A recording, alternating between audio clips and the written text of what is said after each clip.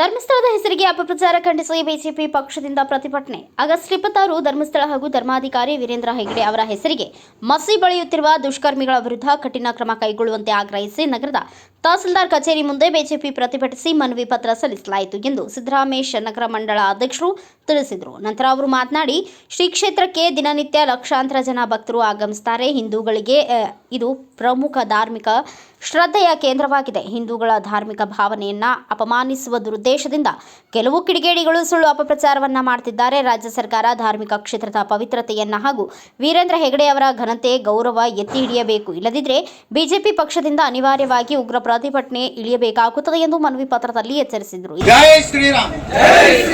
ಇವತ್ತಿನ ದಿವಸ ಈಗಾಗಲೇ ಬೆಳಗ್ಗೆಯಿಂದ ಧರ್ಮಸ್ಥಳದಲ್ಲಿ ಕಳಂಕ ತರುವಂತ ಕೆಲಸ ಮಾಡಿರುವಂತ ಕಾಂಗ್ರೆಸ್ ಪಕ್ಷದ ವಿರುದ್ಧ ಹೋರಾಟವನ್ನು ಹಮ್ಮಿಕೊಂಡು ಈಗಾಗಲೇ ಸಾಕಷ್ಟು ಜನ ಧರ್ಮಸ್ಥಳದ ಬಗ್ಗೆ ಮತ್ತು ಈ ಸರ್ಕಾರದ ಬಗ್ಗೆ ಸಾಕಷ್ಟು ಮಾತಾಡಿದ್ದಾರೆ.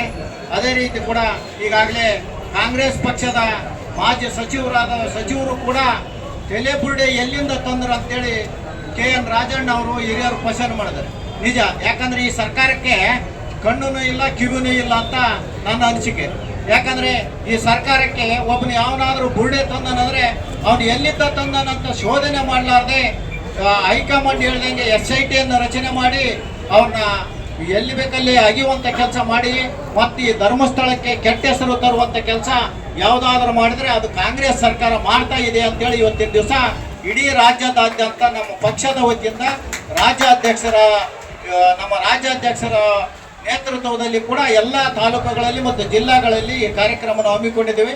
ಮತ್ತು ಈ ಸರ್ಕಾರದಲ್ಲಿ ತಾವು ನೋಡ್ತಾ ಇರ್ಬೋದು, ಸುಮ್ಮನೆ ಎರಡು ವರ್ಷದಿಂದ ಈ ಸರ್ಕಾರ ಏನು ಬಂದಿದೆ, ಬಂದಾಗಿನಿಂದ ಕೂಡ ಯಾವುದಾದ್ರೂ ಒಂದು ವಿನಾಕಾರಣ ಹಿಂದೂ ಧರ್ಮದ ಬಗ್ಗೆ ಇರ್ಬೋದು ಅಥವಾ ಹಿಂದೂ ದೇವಾಲಯದ ಬಗ್ಗೆ ಇರ್ಬೋದು ಯಾವುದೇ ಒಂದು ನೆಪ ಹಾಕಿಕೊಂಡು ಆ ದೇವಸ್ಥಾನಗಳನ್ನು ಸರ್ಕಾರಕ್ಕೆ ತೆಗೆದುಕೊಳ್ಳುವಂಥ ಕೆಲಸ ಇರ್ಬೋದು, ಇಂಥ ಅನೇಕ ಕಾರ್ಯಕ್ರಮಗಳನ್ನ ಈ ಸರ್ಕಾರ ಮಾಡ್ತಾ ಇದೆ.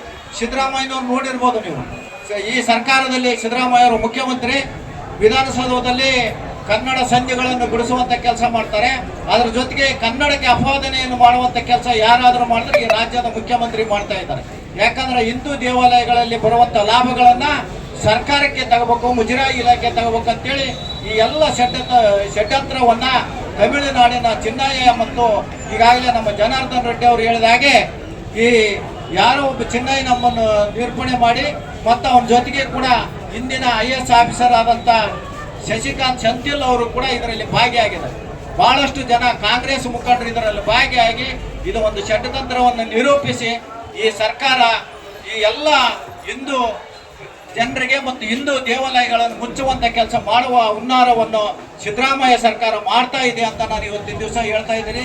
ಅದೇ ರೀತಿ ಕೂಡ ಈಗಾಗಲೇ ಮೊನ್ನೆ ಶಿವರಾಜ್ ತಂಗಡಿಗೆ ಅವರು ಒಂದು ಸ್ಟೇಟ್ಮೆಂಟ್ ಮಾಡಿದ್ದಾರೆ, ಬಿಜೆಪಿ ಅವರಿಗೆ ಬೇರೆ ಕೆಲಸ ಎಲ್ಲ ಇದೇ ಹೋರಾಟ ಮಾಡ್ತಾರಂತೆ. ಮಾನ್ಯ ಶಿವರಾಜ್ ತಂಗಡಿಗೆ ಅವರು ಕೂಡ ಮೊದಲು ಯಾವ ಪಕ್ಷದಿಂದ ರಾಜಕೀಯಕ್ಕೆ ಬಂದವರು ಎಂಬುದನ್ನು ಅರ್ಥ ಮಾಡಿಕೊಳ್ಳೋದಕ್ಕೆ, ಯಾಕಂದ್ರೆ ಕನಕಗಿರಿಯಲ್ಲಿ ಅತಿ ಪ್ರಸಿದ್ಧವಾದಂಥ ಕನಕರಾಯ ದೇವಸ್ಥಾನ ಇದೆ. ತಾವು ಕೂಡ ಕನಕರಾಯ ದೇವಸ್ಥಾನವನ್ನು ಮುಚ್ಚುವಂತ ಕೆಲಸ ಈ ಕಾಂಗ್ರೆಸ್ ಪಕ್ಷದಲ್ಲಿದ್ದೆ ಯಾವುದೋ ಭಿಕ್ಷೆ ಮಂತ್ರಿ ಕೊಟ್ಟರಂತೇಳಿ ಕಾಂಗ್ರೆಸ್ ಪರವಾಗಿ ಮಾತಾಡುವಂತ ವ್ಯಕ್ತಿ ಶಿವರಾಜ್ ತಂಗಡಿಗೆ ಮುಂದಿನ ದಿನಮಾನಗಳಲ್ಲಿ ಎಲ್ಲ ಹಿಂದೂ ಸಮಾಜದವರು ಇವತ್ತಿನ ದಿವಸ ಈ ಸರ್ಕಾರಕ್ಕೆ ತಕ್ಕ ಪಾಠವನ್ನು ಕಲಿಸುವಂತ ಆಗಬೇಕು. ಮತ್ತೆ ಅದೇ ರೀತಿ ಕೂಡ ತಾವೆಲ್ಲ ದಿನ ಮಾಧ್ಯಮದಲ್ಲಿ ಮತ್ತು ಟಿವಿಯಲ್ಲಿ ನೋಡಿರ್ಬೋದು, ಈಗಾಗಲೇ ಸಾಕಷ್ಟು ಅವನು ಎಲ್ಲಿಂದ ಬುರುಡೆ ತಂದ, ಏನು ಕೆಲಸ ಮಾಡ್ತಾನ, SIT ಒಂದು ನಮ್ಮ ಹೋಮ್ ಮಿನಿಸ್ಟ್ರು ದಲಿತ ನಾಯಕರು ಅವರಿಗೆ ಮಿಸ್ಗೈಡ್ ಮಾಡುವಂತ ಕೆಲಸ ಯಾರಾದರೂ ಮಾಡಿದ್ರೆ ಈ ರಾಜ್ಯ ಸರ್ಕಾರದ ಮುಖ್ಯಮಂತ್ರಿ ಒಬ್ಬ ದಲಿತ ನಾಯಕರನ್ನು ತುಳಿಯುವಂತ ಕೆಲಸ ಮಾಡಿದಾರ. ಯಾಕಂದ್ರೆ ಇದನ್ನ ಯಾಕೆ ಹೇಳ್ತಾ ಇದ್ದೀನಿ ಅಂದ್ರೆ, ಹೋಮ್ ಮಿನಿಸ್ಟರ್ ಆದವರು ಎಲ್ಲ ಎನ್ಕ್ವೈರಿ ಮಾಡಿ ಅವನು ಎಲ್ಲಿಂದ ಬಂದ ಏನಿಲ್ಲ ಅಂತ ಈಗಾಗಲೇ ನಮ್ಮ ಕಾರ್ಯಕರ್ತರು ಮಾತಾಡುವಾಗ ಹೇಳಿದ್ರು.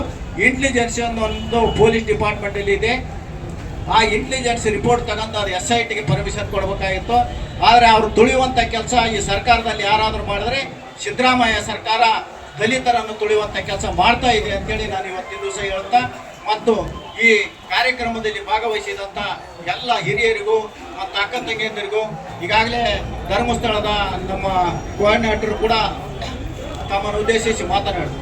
ನಮ್ಮ ಸಿಂಧನೂರು ತಾಲೂಕಿನಲ್ಲಿ ಕನಿಷ್ಠ 5 ರಿಂದ 5.5 ಸಾವಿರ ಸ್ವಸಹಾಯ ಗುಂಪುಗಳಿದ್ದಾವೆ. ಸ್ವಾಮಿ ಸರ್ಕಾರದವರು ₹1 ಕೊಳ್ಳಿದ್ರು ಕೂಡ ನಮ್ಮ ಧರ್ಮಸ್ಥಳದ ಗುಂಪಿನಲ್ಲಿ ಸಾಲ ಕೊಡಿಸುವಂತ ಕೆಲಸ ಧರ್ಮಸ್ಥಳದ ಮಂಜುನಾಥ್ ಅವರು ಕೂಡ ವೀರೇಂದ್ರ ಹೆಗಡೆ ಅವರು ಕೂಡ ಇಂಥ ಕಾರ್ಯಕ್ರಮಗಳನ್ನು ಹಾಕಿಕೊಂಡು ಇಡೀ ಕರ್ನಾಟಕದಾದ್ಯಂತ ಧರ್ಮಸ್ಥಳ ಗುಂಪಿಗೆ ಹೆಣ್ಮಕ್ಕಳ ಬಾಳೆವನ್ನು ಕಟ್ಟುವಂತ ಕೆಲಸ ಯಾರಾದರೂ ಮಾಡಿದ್ರೆ ಅದು ಧರ್ಮಸ್ಥಳದ ನಮ್ಮ ವೀರೇಂದ್ರ ಹೆಗಡೆ ಅವರು ಮಾಡಿದ್ರು ಎಂಬುದನ್ನು ಅರ್ಥ ಮಾಡಿಕೊಳ್ಳೋದು. ಯಾಕಂದ್ರೆ ನೀವು ಬರೀ ಬಸ್ ಫ್ರೀ ಮಾಡಿ ಹೆಣ್ಮಕ್ಳಿಗೆ 2,000 ಕೊಟ್ಟು ಬಿಡ್ತೀವಿ ಅಂತೇಳಿ ಅವ್ರನ್ನ ಮರಳು ಮಾಡಿ ಓಟ್ ಹಾಕ್ಸಂದು ರಾಜಕೀಯ ಮಾಡೋದಲ್ಲ. ಅವರಿಗೆ ಸಂದರ್ಭದಲ್ಲಿ ಕೆ ಕರಿಯಪ್ಪ, ಬಿಜೆಪಿ ಮುಖಂಡ ಸಿಂಧನೂರು ಸಿದ್ದಮೇಶ, ಮನ್ನಾಪುರ ನಗರ ಮಂಡಳ ಅಧ್ಯಕ್ಷ ದೊಡ್ಡ ಬಸವರಾಜ್, ಎಂ ಮಲ್ಲಿಕಾರ್ಜುನ್, ವೆಂಕಟೇಶ್ ಇನ್ನೂ ಅನೇಕರು ಉಪಸ್ಥಿತರಿದ್ದರು. ಬ್ಯೂರೋ ರಿಪೋರ್ಟ್ ಬಸವರಾಜ್ ಬುಕ್ನಟ್ಟಿ, ಭಾರತ ವೈಭವ news, Sindhanur. Thanks for watching. Read, discuss and debate with editor Dr. Yan Prashant Rao. Wanted reporters in print, digital and visual media for Bharat Vaibhav Daily Newspaper, BV News 5 Channel and BV Fast Web News from all the talukas of Karnataka, Goa and Maharashtra.